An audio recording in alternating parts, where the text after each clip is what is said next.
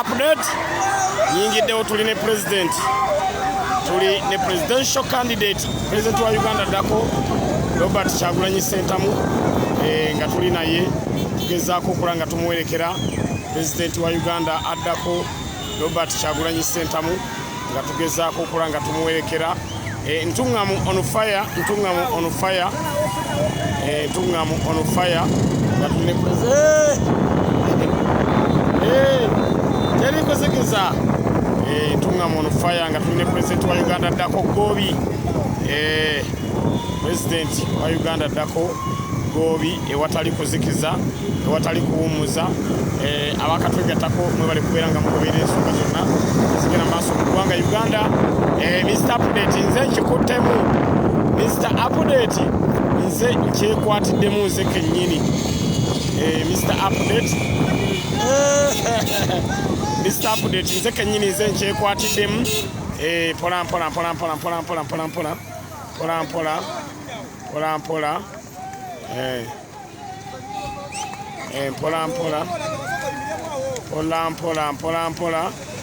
Mr. Update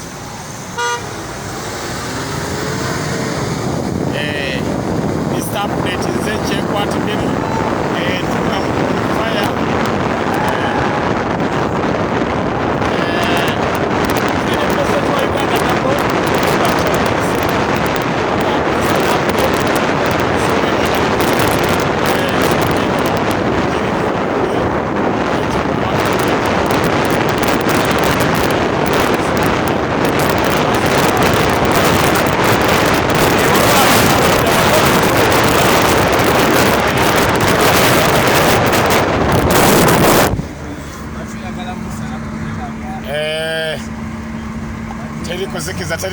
Teri kuzikiza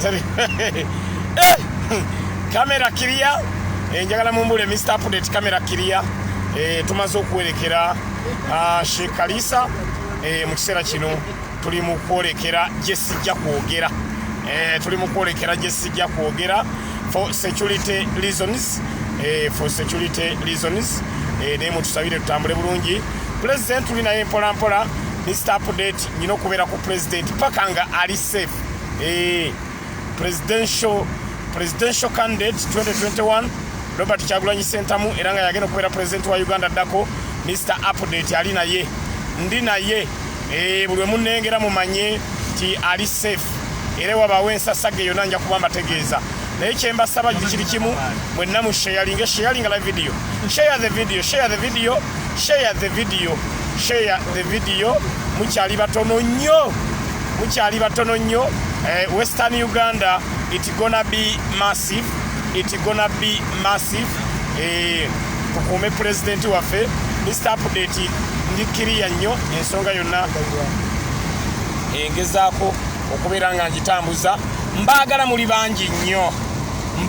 bangi nnyo because police etuwerekera police patrols tuliko emabega eziwera police patrol nga 8 police patrols tuliko nga 8 naye mumanye nti ku gaadi Mr. Update wali Sky Soldier wali nnyo Beka Kalyango nawe nkulengedde ate ne Mbiru James ku security kwali nnyo lero security tusazeewo tugikolere president waffe addako Robert Kyagulanyi Ssentamu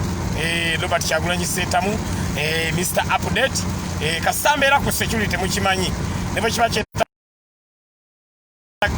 mushayalingira video eno because patrol eziwera 15 zituliko emabega naye twagala kukola kye bayita Labadaba style so sharing la video eno abantu bategeeze nti Mr. Update security clear nnyo muli batono twetaaga abantu abakuuma president nga tuli bangi neetaaga abantu nga muli bangi nnyo tusobole okubeera nga president tumukuuma mu nkuuma ey'omuggundu ennyo sharing la video eno tuli ne president wa Uganda Dako Robert Kyagulanyi nga tugezaako okulanga tumuwerekera ate agende mu kifo obulungi ennyo walaga tombuuza wa ebyo mbindekere for security reasons it's gonna be massive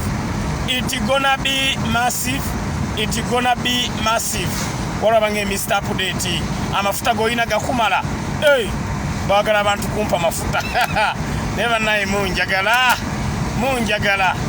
mafuta mugasindike waliwo wange Mr. Update tetwagala motoka eyo SK mafuta mugasindike namba yaffe mugimanyi sikyagisoma enamba nakendeeza okugisoma nakendeeza ogisoma amafuta mugasindike Mr. Update abe n'amafuta banungaye Mr. Update gwe tukwasiza security Mr. Update gwe head of security kati nze commander in chief commander in chief nenga mulabye ka speech ka president kabadde kalungi nnyo ayogedde bulungi nnyo songa yonna agitambuzizza nabagamba bwe bituuka ku security Mr. Update live nze njekwatira live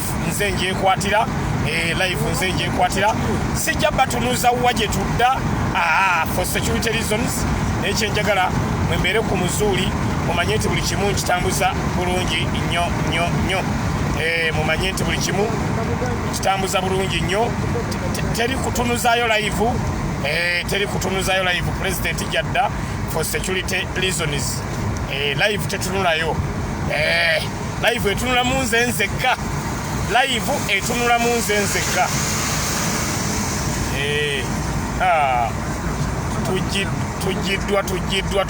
tujiddwa baabo bamaze okusalako baaba abasajja obusajja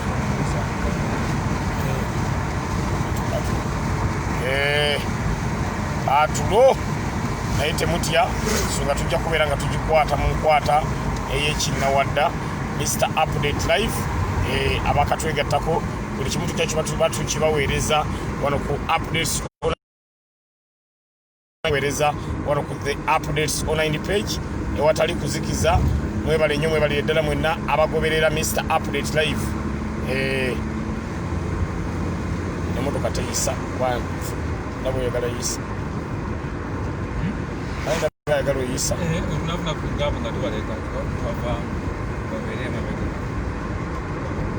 embeera bwetyo bweri sharing live video eno Mr. Update akyalina kyeyetegereza kyalina toki gyenkyakuba kyalina obusajja bwenkyetegereza wano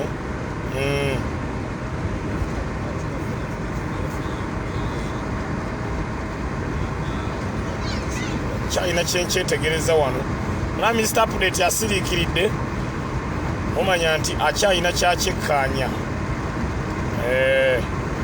kyaliwo embeera ekyaliwo naye nja kuba mbabuulira mubeere ku muzuuli mubeere steady wakyaliwo embeera eriwo waliwo ka police patrol kagezaako okuwerekera president waliwo police patrol egezaako okuwerekera president tetumanyi kikyeyagala naye Mr. Update bwenna atabuka nja kutabuka lumu naye nga abakatwegattako share this video abasajja baleka baagala kuteekawo mbeera naye embeera gye baagala okuteekawo tebajja kugisobola kubanga emotoka yaffe yakigudde waani bagiremesezza okujja netusirika Mr. Update ndi mu Kajambiya emotoka gye nima giyita Kajambiya era yaffe bagiremesezza okujja naye netutazikiza kuga nti katubaleke naye embeera bwetyo bweri Mr. Update nyina okukuuma pulezidenti waffe security Mwai Museveni gye yali ayagala okuwa pulezidenti waffe twagigaana odire sebombo tuwa abasirikale mu bakuuma pulezidenti waffe twabagoba abasirikale yali awadde Honorable Robert Kyagulanyi Ssentamu twabagoba netugamba tetwagala era twabatwala kaguddeyo era mu kiseera kino baffe twekuumira pulezidenti waffe twasalawo tukole kye bayita Kyagulanyi Defence Forces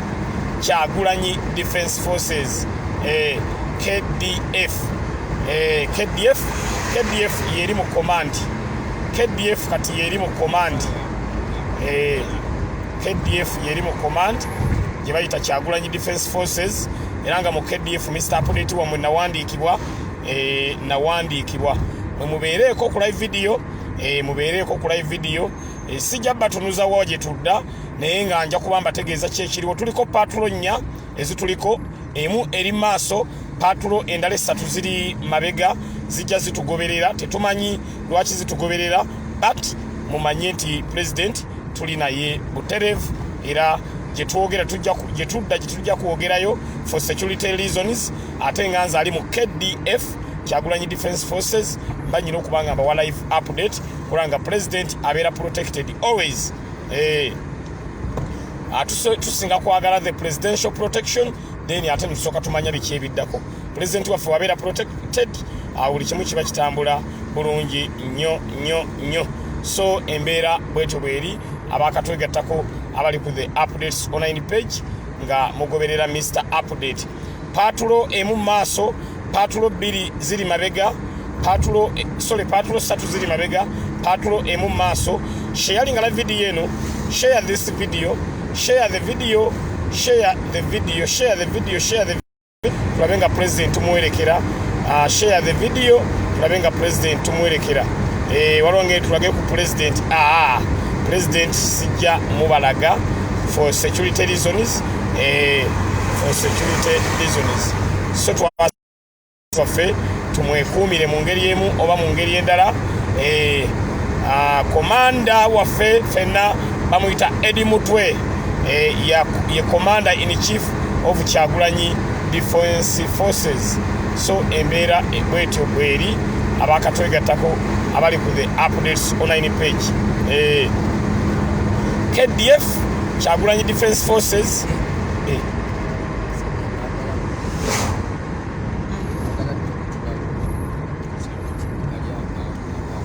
akapatulo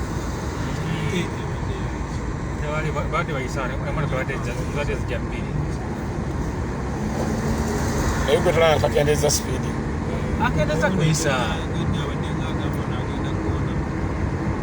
embeera bwetyo bweri gezaako okulangamba wa buli kimu nga bwe kitambula. Update wammwe wendi nnyo ku gaati mwewe bagumu. Update wammwe wendi nnyo ku gaati gaadi wendi nnyo Mr. Update yange. Motoka yaffe eri kigudde wani yo yakwatiddwa poliisi y'Embalala.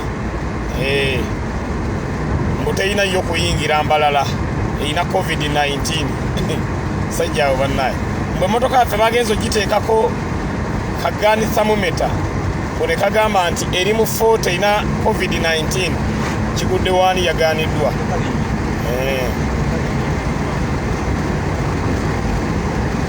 Yaganiddwa weyina COVID-19. So embeera bwetyo bweri. Kale kambalageko mu maaso naye nga emabega mumanye police patrol 3 zituliko. Maaso tuliko police patrol emu, ze police patrol 4 ezituliko. President waffe musabire abeere safe. President waffe mumusabire abeere safe. Patrol ndoza mugirengera. Tumanyi kigendererwa kyabwe.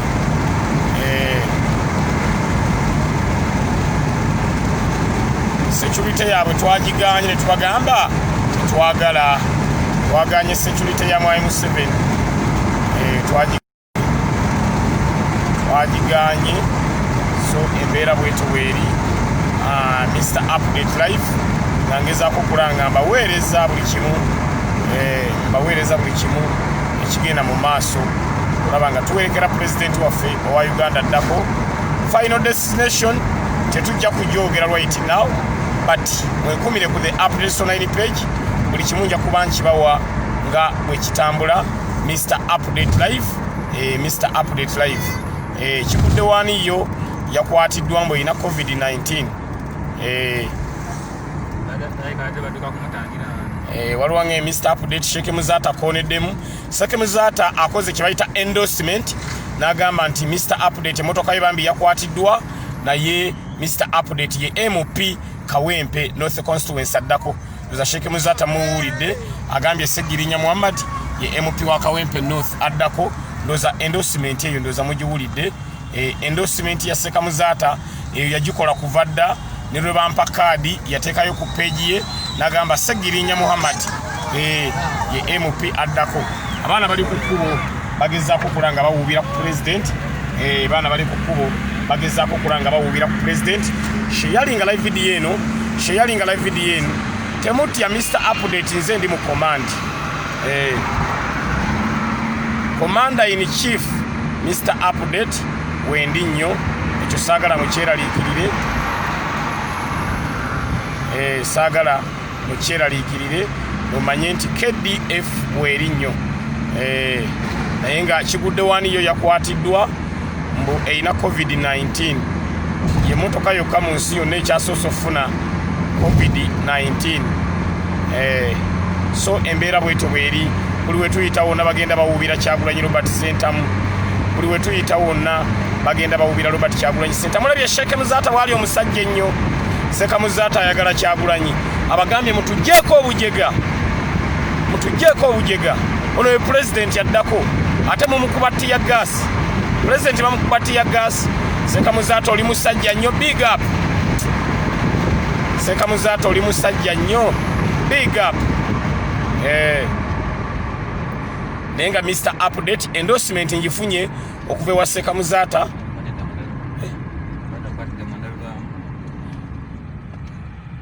endorsement njifunye okuva ewa Ssekamuzata omulaba nzigyeko mumanya nyina ensonga lwaki nzigyeko nyina ensonga laba style ate ekyo mukindekere Mr Update ekyo mukindekere kyange nga Mr Update kyange nga Mr Update kati mulabe nze loba style ekyo mukindekere nga Mr Update wammwe gwe mwesiga okulanga akola kye bayita presidential protection eri Honorable Robert Kyagulanyi Ssentamu temutya nze nkutte Mr Update nina ensonga lwaki situnuza wetudda there is a reason waliwo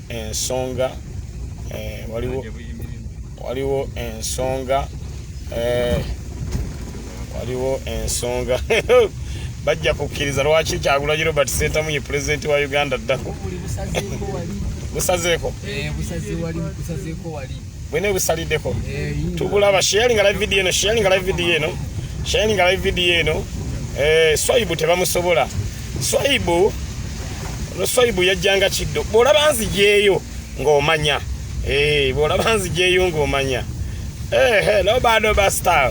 Lobadoba style timu Swaibu njagala kulaba ku timu Swaibu wano timu Swaibu next president of Uganda timu Swaibu bajja kukkiriza lwaki enkoko terya Kyaggulu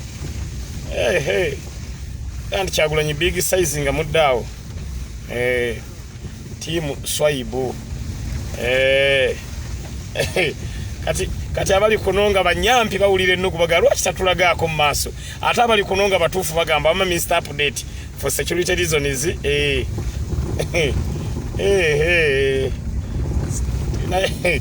mujja kukkiriza lwaki enkoko terya Kyaggulu mube bagumu nze nkutte Commander in Chief Mr Update ng'ali ne Swaibu anaye Katonda watuwa Swaibu mujebale mugumire ng'ibale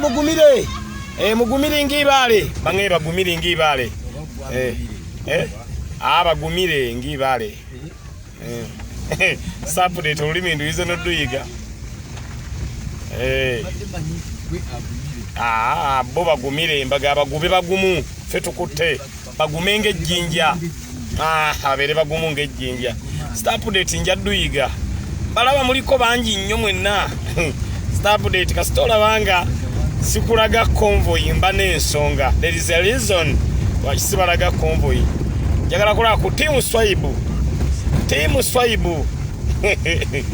Anaye katonda watu wa Swaibu bannange. Anaye. Tonda watu wera Swaibu petuna kye tukubanja. Star plate nze nyina kye manja. Security mugira bangi kumye. Be security. Nakati muga Mr. Update gwe badda.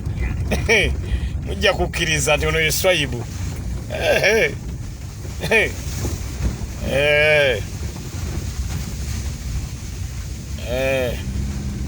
Ogumira mzee.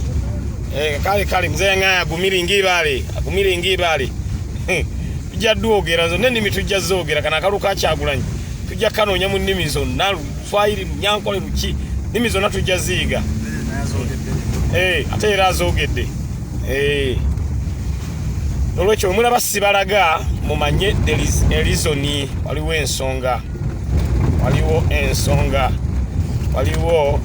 ensonga nemwe mbeba gumu mumanye nti Mr. Update yakutte.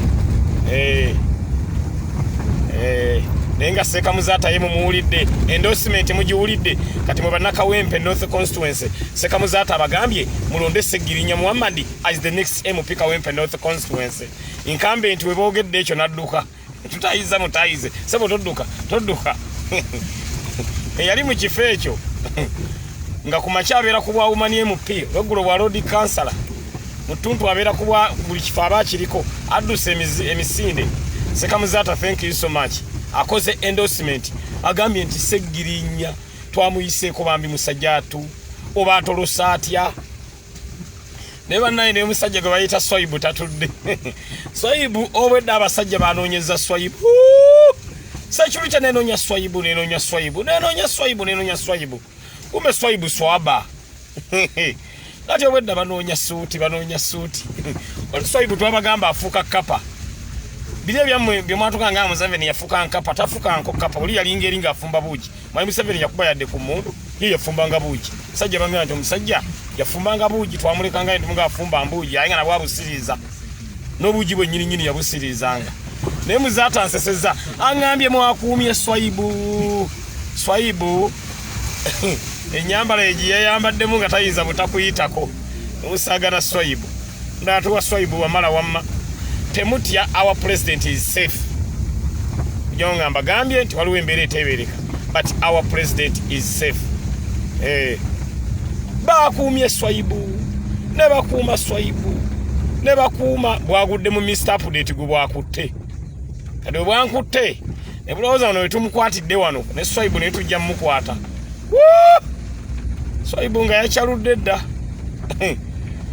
Oba Swaibu musajja omwogezi ogundi CDF Jeno Muhoozi ali yasuza ku road blocker nga akuuma ye nyini.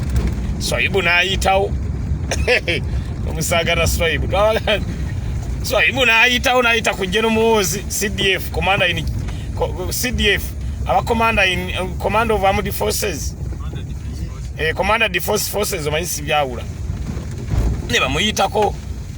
Kale Muhoozi abadde ku mukolo abadde abwedda akyalinze Swaibu bamugamba omusajja ali wano naafubutukana jja nga Swaibu yatuuse dda. Nga Swaibu ne salaamu yagiwadde dda tubadde tuli awo nga zireeta Muhoozi David Muhoozi ajja alabe Swaibu kituufu yatuuse bamugamba Swaibu is here. Ule musajja amugamba Swaibu is already here. Munange nga afubutuka fande olw'ensonyi nazifuula obusungu n'atunula bubi nnyawo. Amugamba ne Swaibu yakuyiseeko bo bagudde mu Mr. Update. Abagala tujja bazannya labadaba style. Mr. Update ye yabadde saddaaka. Swaibu n'ayitawo. Tugende bakola. Swaibu big up. Swaibu n'ayitawo. Mr. Update nembeera saddaaka. Ne bombeezaawo ku road blocker ne buntulugunya. Andika Swaibu ali safe. Kati mune ekyekisesezza. Muhoozi bamugamba nti Swaibu yatuuse dda. Muhoozi awakana agamba mubiha. Oli bwagamba ne mubiha ategeeza mulimba. Mind yize Mr. Update. Ne mubiha. Bamugamba Swaibu is here. Ne mubiha. Okubiha kwe kulimba. Mwabali kuno mayimu nzo ga Mr. Update nga twala speed. zidi njajiba twala ba nze ndi ku KDF Kyagulanyi Defence Forces kati mune ekyo kitusesezza muwoza agenza okujja nga Salaamu Swaibu yagimaze dda kati nga Swaibu azaako speech nga speech yebulako Salaamu yawedde dda olwekyo munnange muwe bagumu tinsolo ku kizigo kweri solo ku kizigo kweri nambala kwe muli nnyo muli bangi nnyo sharing live video eno nenga abali kunonga muli bakawempe North Constituency Sekamuzaata abagambye mulonde Segirinya Muhammad Simbo Ambulera Simbo Ambulera otoka yange bagikutte kigudde wani emanyi Mr. Update nange bwesifa kyenda era nenfune endalaawo Simbo Ambulera bannange mbategeeza abali ku the update online page Mr. Update mumuwagire bannange Mr. Update mumuwagire kifo mu kimpe ekyobwa MP Kawempe North Constituency yabaweereza bannange Mr. Update wamwe njabaweereza under the leadership of Swaibu under the leadership of President Swaibu ate kati ejje ngenda dikyusaamu ngenda dituma SDC Swaibu Defence Forces kati ndikyusiza erinnya ebyange Mr. Update bikyuka kati nkyusiza SDC Swaibu Defence Forces SDF ati nchamusoro nchamuse SDF Swaibu Defence Forces under the command of Mr. Update babuuka batya bawulira abantu bali ababuufu bano Honorable Kyagulanyi alina amasanyalaze ayita ku bantu tenga weewuunye SDF Swaibu Defence Forces mwebale kubaako bane mwebale kunjagala Mr. Update ndi mukubaweereza next MP Kawempe North Constituency addako SDF Swaibu Defence Forces yeri under the command nze ndi under the command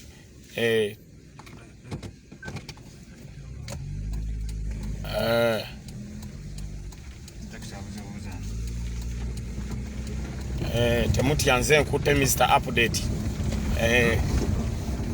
si kyabatunuza mu convoy I have a reason kasamula banga si kyabatunuza mu convoy mumanye nti Mr. Update alina ensonga mumanye nti Mr. Update alina ensonga lwaki convoy tagibatunuzaamu I have a reason and it's a genuine reason nja kudda